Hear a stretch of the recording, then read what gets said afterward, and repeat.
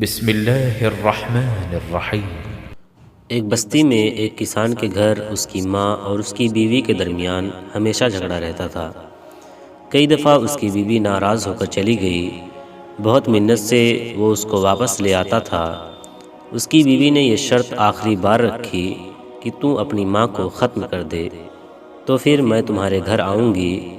اس کسان نے روزانہ کے جھگڑے سے تنگ آ کر آخرکار اپنی ماں کو ختم کرنے کا پروگرام بنایا۔ وہ کسان روزانہ کماد کھیت سے کاٹ کر بازار میں بیچا کرتا تھا۔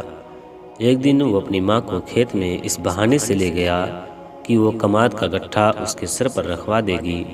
چنانچہ والدہ کو کھڑا کیا اور کماد کاٹنا شروع کر دیا اور ایک دم اپنی کلہاڑی سے ماں کو ختم کرنے کے ارادے سے حملہ کیا تو زمین نے اس کے پاؤں پکڑ لیے۔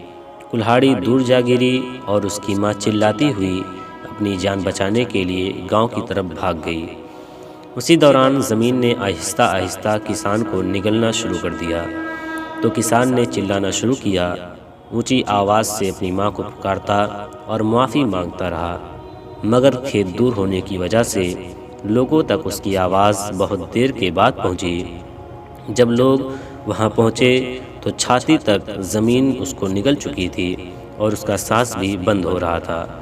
اسی حالت میں آہستہ آہستہ زمین میں دفن ہو گیا۔